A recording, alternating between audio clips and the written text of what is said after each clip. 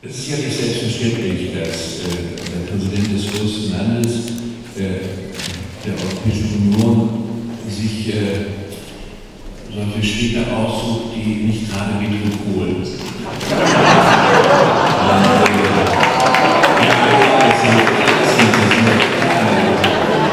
Euer Bürgermeister ist schon so selbstbewusst, er kann das schon machen.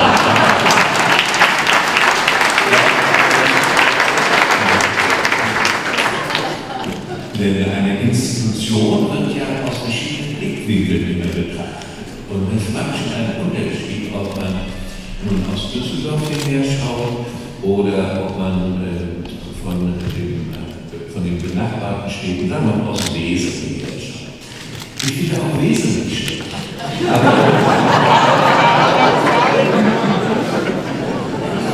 Ich war auch schon in anderen Bereichen hier und habe wunderbare Entdeckungen gemacht, als ich noch nicht Präsident war. Aber warum kommt der Bundespräsident hier, nicht der Bürgermeister?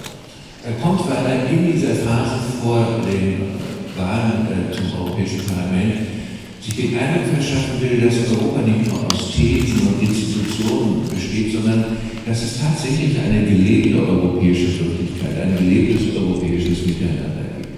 Nun gibt es viele Euro-Regios, das ist schön, dass es das gibt, aber es gibt welche, die sind mehr am Anfang und welche, die können schon einen Erfahrungsschatz anbieten. Und so war der erste Schritt hier meines Besuches eine Begegnung mit Menschen, die als Bürgermeister und Verantwortliche hier das prägen, was wir nicht nur als deutsch-niederländische Freundschaft sehen, sondern was wir als eine neue europäische Lebenswirklichkeit betrachten können. Und warum habe ich mir hier die niederländisch-deutsche Euregio ausgesucht? Weil ich im vergangenen Jahr so eine zu Herzen gehende, für mich persönlich, aber auch von nationaler Bedeutung seine Begegnung hatte, als mich die niederländische Königin eingeladen hat, in Breda die Festrede zum Befreiungstag zu halten. Das war so eine doppelte Bedeutung, eine Begegnung von doppelter Bedeutung, weil ein älterer Deutscher, aber auch der Präsident der Bundesrepublik Deutschland in eine neue, ganz offizielle Beziehung an einen hochoffiziellen Feiertag der Niederlande eingeladen war. Und ich muss mich daran erinnern, welche guten und positiven Veränderungen eingetreten sind nach den Jahren des Krieges, nach den langen Jahren der Abstoßungsarbeit, wo die Mentalitäten sich auch ein bisschen eingerichtet hatten. Die Niederländer hatten ja gegründet, mit uns Deutschen böse zu sein. Das haben wir auch dann ein wenig kultiviert. Und wir haben dann erst, als wir selber fähig waren, über unsere Verantwortung, unsere Schuld zu sprechen, auch wieder Vertrauen gewonnen. Und wenn das passiert auch im bürgerschaftlichen Miteinander, wenn sich die Vereine, die Bürgermeister, die Schulen, die Kindergärten, wenn sich das alles zueinander fügt, wenn man sich besucht, wenn man gegenseitig zum Einkaufen fährt, oder wenn man als Handwerker jenseits der Grenze arbeitet, dann lebt plötzlich etwas, was künstlich getrennt worden war. Und das alles hatte ich im Hinterkopf, als ich hierher ging. Interessant ist für mich auch, dass in diesem ganzen wunderbaren, größten, bevölkerungsreichsten Land des Bundes Strukturwandel sich vollzogen hat. Und da spielt die Wirtschaftsthese natürlich auch eine Rolle. Deshalb bin ich nachher auch gerne in der Hochschule, weil wir verlieren ja nicht nur etwas, wenn Strukturwandel erforderlich wird, sondern wir gewinnen unter Umständen auch etwas dazu. Und ich mag es dann, Leuten zu begegnen, die nicht immer nur im Graben sitzen und den Mond anheulen, dass alles so schwierig geworden ist. Ich mag es, wenn Menschen sich neue Ziele setzen, Projekte entwickeln und sagen, das sind wir und wir haben Freunde und Verbündete, die uns dabei helfen. Und deshalb ist es so, dass wir uns in diesem schönen Museum treffen, dass die Bürgerinnen und Bürger dieser Stadt mit einem Förderverein nochmal zeigen, was bürgerschaftliche Kraft ist. Und dass eine Kommune das will, nicht nur danach trachtet, wie können wir Gewerbegebiete neu ausgrenzen und neue Steuerzahler heranziehen, sondern das eigene Land und die eigene Landschaft auch der Kultur Heimat gibt und sagt, unsere Heimat ist auch geprägt von der Kultur, die hier entsteht. entstanden ist und die uns ans Herz gewachsen ist. Dort Geld ausgibt und Räume schafft, da kommt so viel zusammen. Naja, dann könnte ich natürlich noch sagen, dass ich mich über den Bürgermeister informiert habe, den ich schon gewählt habe, aber das wird dann nachher möglicherweise parteipolitisch unterschiedlich sein. Politisch will ich aber doch. Und politisch bin ich da, wenn ich sage, wir sind nicht nur Konsumenten, das sind wir auch, das sollen wir auch bleiben, aber das ist nicht unser Lebenszweck, und das ist notwendig, aber nicht der Sinn unseres Lebens. Aber wir sind Bürger. Und als Bürger gestalten wir, und zwar nicht nur unsere Kommune, sondern unser Land und unseren Bundesstaat. Und wir gestalten unser Europa. Ich will hier nicht aufzählen, wie viele Bestimmungen, wie viele Rechtsgrundlagen nicht mehr nationaler Herkunft sind, sondern europäischer Herkunft. Ich will jetzt auch nicht unsere nationalen Politiker beschimpfen, die manchmal allerdings, wenn sie in Verlegenheit kommen, ein bisschen über die Bande spielen und schwierige Dinge den Bürgern erklären, als Europa hat es gewollt. Wir sind ganz unschuldig. So etwas kann passieren im politischen Krieg. Aber was nicht passieren darf, ist, dass wir teilnehmen an einem Frust, den manche schüren, dass die Politiker und Politikerinnen da eine Klasse für sich, die ihr Ding machen, oder das größte ein Raumschiff sein. Nein, Europa hat mit uns allen, mit den Bürgerinnen und Bürgern zu tun. Das leben Menschen in einer Region intensiver als die in der Mitte des Landes sind. Sie erfahren Europa stark. Und mein Besuch hier ist natürlich, Sie haben es erlebt, sie hängt zusammen auch mit der Europawahl, die vor uns steht. Und in dieser Europawahl wird uns das Projekt Europa wieder neu deutlich in seiner Dimension eines Friedensprojektes. Es ist unvorstellbar gewesen für meinen Vater, meinen Großvater ist recht, dass wir mit den Erdfeinden Deutschlands, so haben die das in der Schule früher gelernt, in eine so enge Freundschaftsbund sind, dass Krieg unvorstellbar geworden ist zwischen den einst verfeindeten Nationen Westen und östlich von Deutschland. Aber plötzlich merken wir wieder, dass militärische Gewalt und das imperiales Denken wieder die Politik bestimmt. Gott sei Dank nicht hier, wo wir leben, aber nicht allzu weit weg von uns. Und wir erleben, dass eine Nation, die sich aufgemacht hat, an Europa dichter heranzukommen, ich sage das mal ganz einfach, solche Schwierigkeiten bekommt mit den Nachbarn und mit Teilen der eigenen Bevölkerung, dass der Schutz und die Bewahrung des Friedens wieder als ein zentrales Element von Politik sichtbar wird. Manche junge Menschen haben das verloren, als sie vor einem Jahr dachten, was werden wir wohl sagen, wenn wir für Europa werden? Können wir überhaupt noch Frieden sagen? Das ist doch was für meine Generation. Werden die jungen Leute das verstehen? Aber ich denke, inzwischen versteht das jeder, was uns gelungen ist, als wir diese Bündnisse, diese friedenssichernden Bündnisse geschaffen haben. Dass das auch den Wohlstand fördert, das demokratische Bewusstsein fördert, das ist eine andere Sache.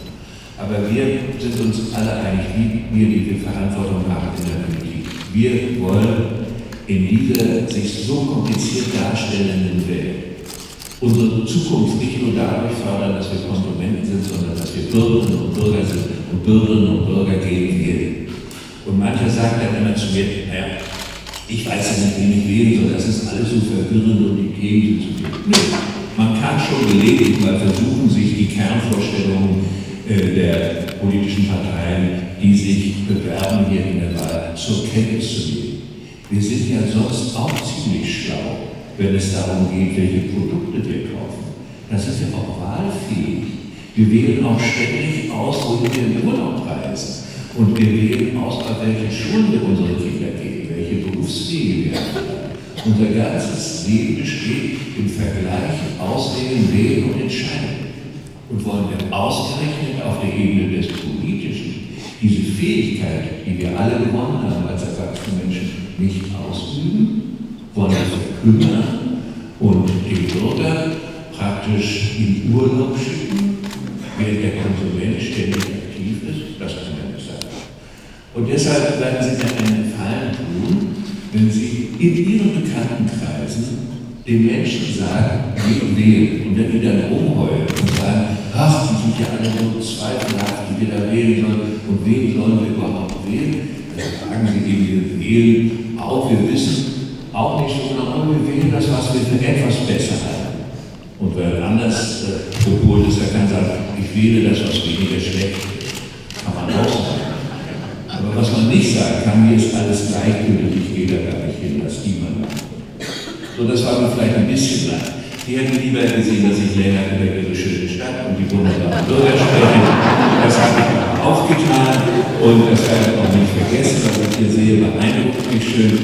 Und die Frau Bundesministerin wird mir Nachhilfe Unterricht geben, wenn wir nachher rausgehen, wenn es nötig sein sollte, denn sie ist hier geboren und aufgewachsen und trägt die Region im Herzen.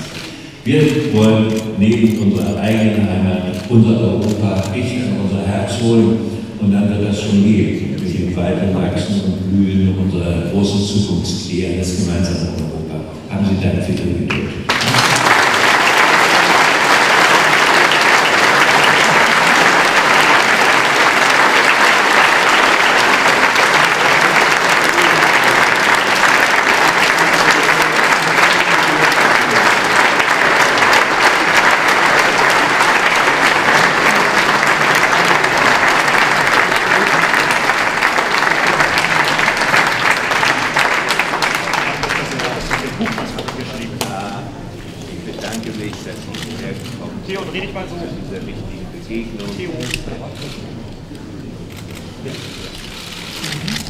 Der Bürgermeister hat mir von Ihnen erzählt, dass Sie Ehrenbürger sind und ich finde das schön, dass Sie hierher gekommen sind und dass ich Sie kennenlernen.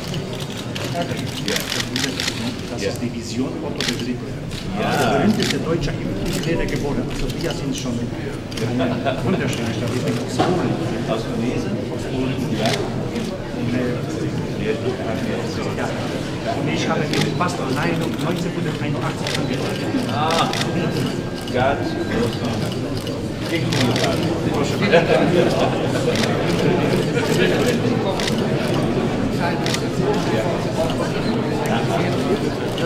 nehmen Sie wieder.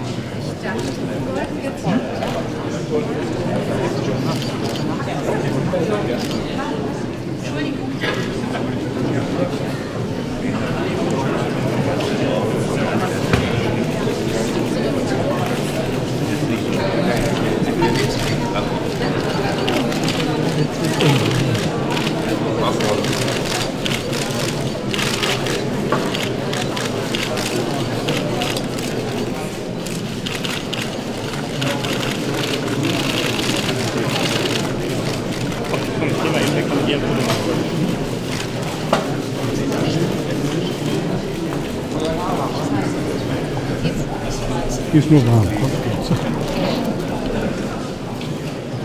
Ja, Herr Bundespräsident, nachdem Sie, das ist uns sehr wichtig, unseren Ehrenbürgerverein gegrüßt haben.